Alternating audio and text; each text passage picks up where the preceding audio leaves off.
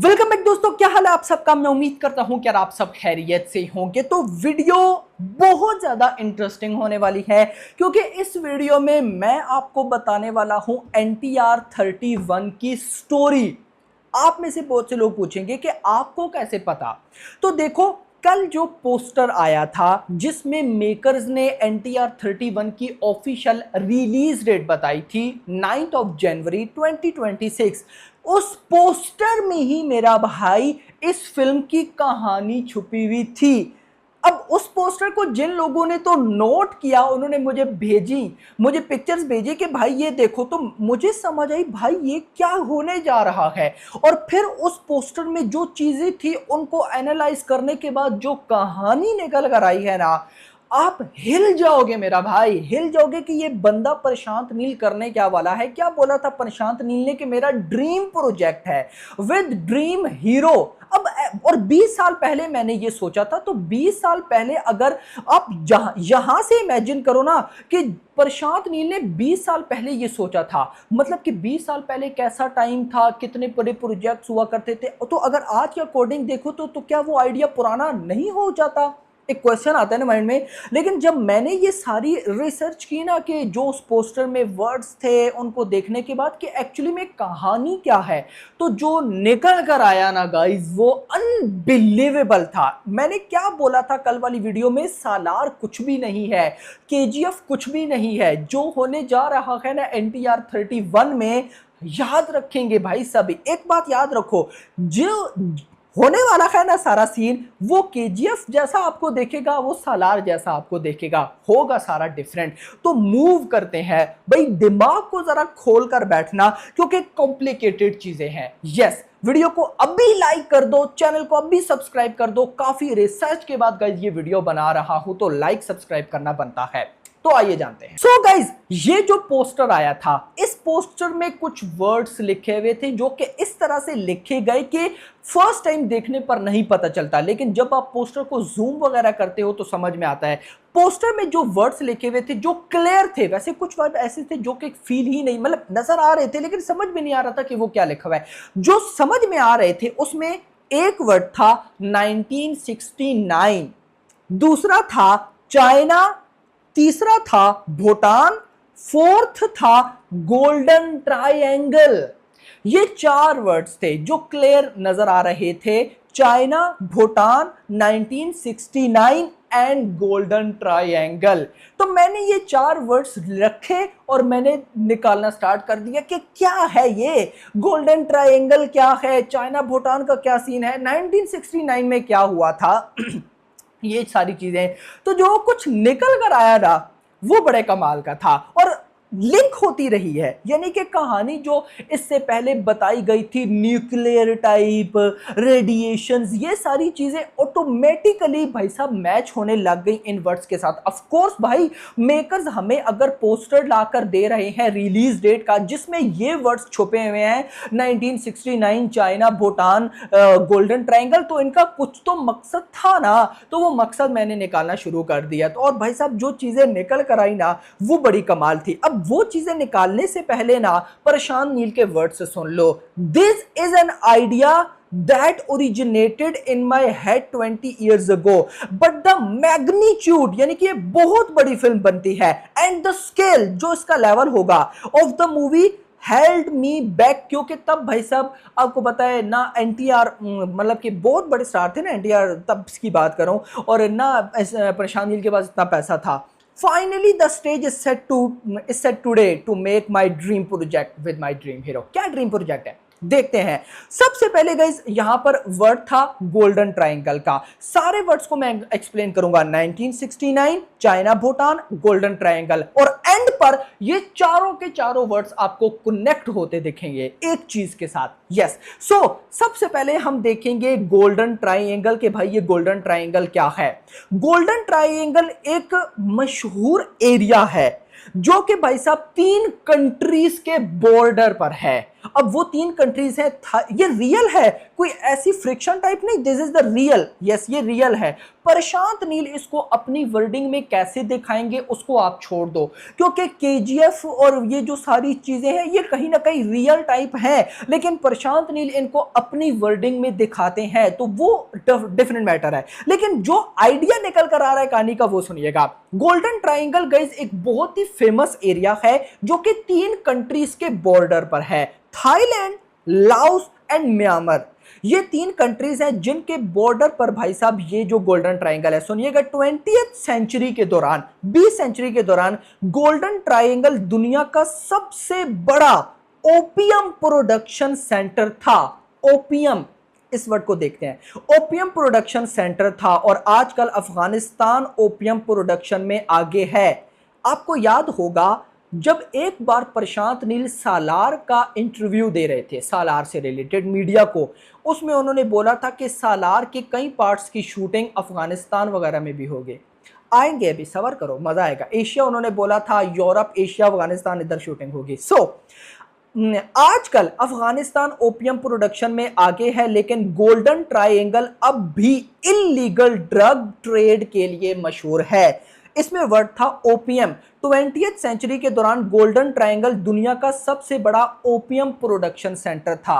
अब ये ओपियम क्या होता है गाइस? ओपियम एक नशा है, एक नशा जो कि गाइस एक फ्लावर से बनता है। अब गाइस इस नशे में होता क्या है कि आपको कोई भी पेन है, कोई भी पेन, चाहे वो फिजिकली हो चाहे वो इंटरनली हो, इंटरनली मतलब कि आपको किसी चीज को लेकर कोई टेंशन है, बहुत ज्यादा टेंशन है, आप डिप्रेशन में चले गए हो या तो आपको कोई फिजिकली चोट लगी है, तो गाइस ये ऐसा ओपियम एक नशा था।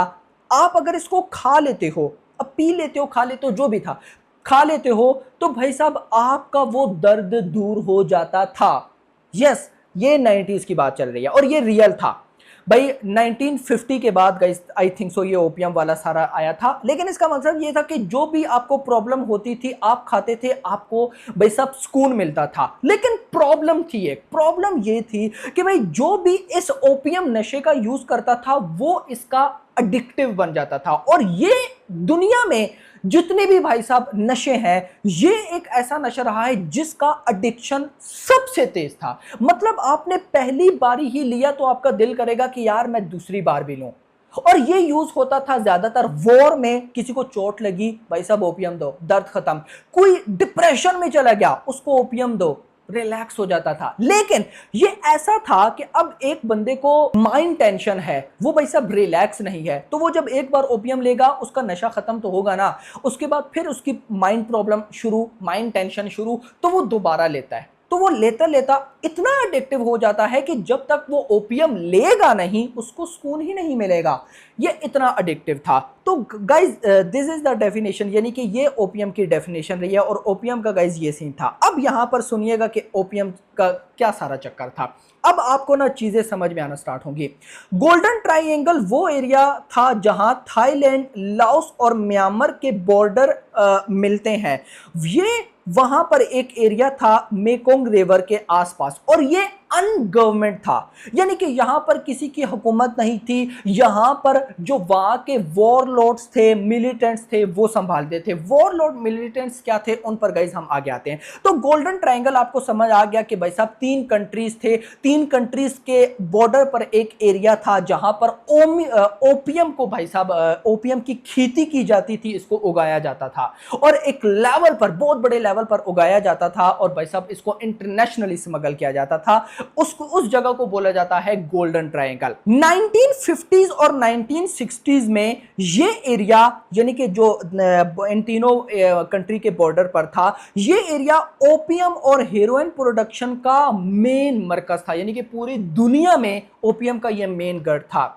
इसका trade local warlords, militant and international mafias ने कंट्रोल कर रखा था। इंटरनेशनल माफियाज भी इंक्लूड था भाई साहब वहां पे। 1970 और 1980 में ये ड्रग दुनिया भर में स्मगल की गई, जो ज्यादातर यूरोप कंट्रीज वगैरह और एशिया कंट्रीज वगैरह में भी पहुंच गई थी। इतना मतलब कि गाइस ये ना फेमस हो गया था। तो एक वर्ड हमें समझ में आ गया, गोल्डन ट्रायंगल। अब दूसरे वर्ड पर आते हैं जो कि है 1969 कि भाई साहब गोल्डन ट्रायंगल या ये ओपियम तो 1950 से चलता रहा, तो 1969 को क्यों टारगेट किया गया? बहुत कमाल कहानी है, मजा आने वाला है। 1969 के आसपास गोल्डन ट्रायंगल में ओपियम प्रोडक्शन अपने पीक पर थी। इस दौरान म्यांमार के एक एरिया में भाई साहब जो ओपियम है उसकी खेती को और ज्यादा बढ़ाया गया, और भाई साहब ये अनगवर्नमेंट था, वहां के लोकल वॉरलॉर्ड जो इसको संभालते थे। लेकिन यहां पर एक इंटरेस्टिंग फैक्ट हुआ, और वो ये था कि एक बंदा था जिसका नाम था हुनसा, जिसका नाम था हुनसा। मुझे कंफर्म नहीं है कि ये खुनसा ही होने वाली है या कुछ और है, लेकिन जो यहां पर समझ में आ रहा है उसके अकॉर्डिंग मुझे लगता है कि एनटीआर का रोल ही खुनसा का होने वाला है। अब क्या सीन है सुनिएगा। खुनसा जो कि भाई नोटोरियस ओपियम वारलॉर्ड था, वारलॉर्ड उसको बोला जाता है जो कि सबसे ऊपर होता है और नीचे जो उसने हायर कर रखे होते हैं बंदे, वो उस सारे एरिया को ना संभाल रहे होते हैं उसके कहने पर। 1969 के दौरान अपनी जो उसकी पावर थी और इन्फ्लुएंसेस को मतलब उसने बढ़ाना चाहा, वो उसने बहुत बढ़ाया। उसने अपने एरिया में ओपियम ट्रेड को ऑर्गेनाइज किया और उसे इंटरनेशनल लेवल पर स्मगल करना शुरू किया। यानी कि 1969 में खुनसा वो था जिसने ओपियम को इंटरनेशनल लेवल पर गाइस स्मगल किया था, बहुत बड़े लेवल पर। उससे पहले भी होता हो लेकिन खुनसा ने बहुत ही बड़े लेवल पर किया था।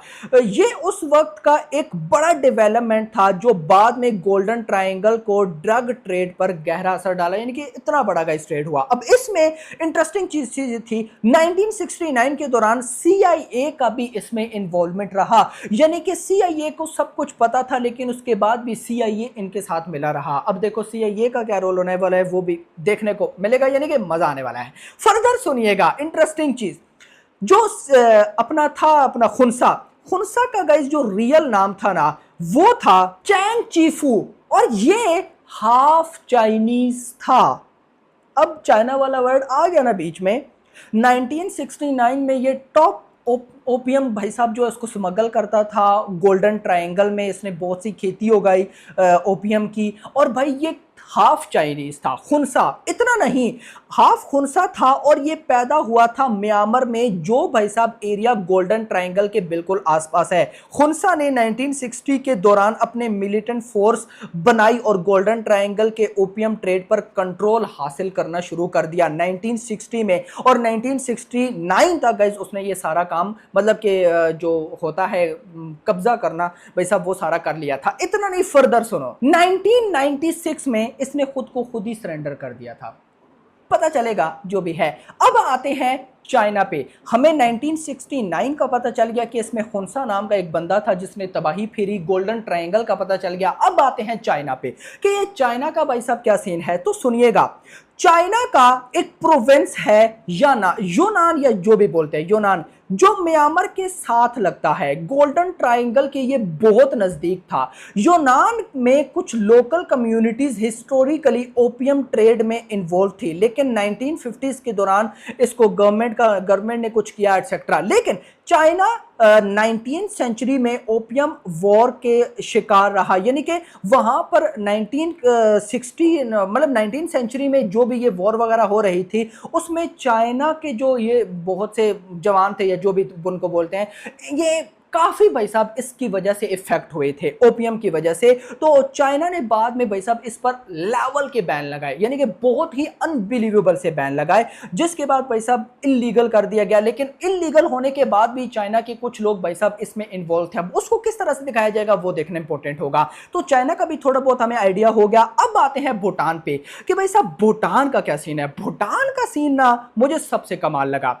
अब देखो भूटान का गाइस सबसे पहले आप फ्लैग देखो, भूटान के फ्लैग में बना हुआ है ड्रैगन। भूटान के फ्लैग में बना हुआ है ड्रैगन, ऊपर वाला एरिया है येलो, नीचे वाला एरिया है orange. So kingdom of Bhutan has dragon in the flag.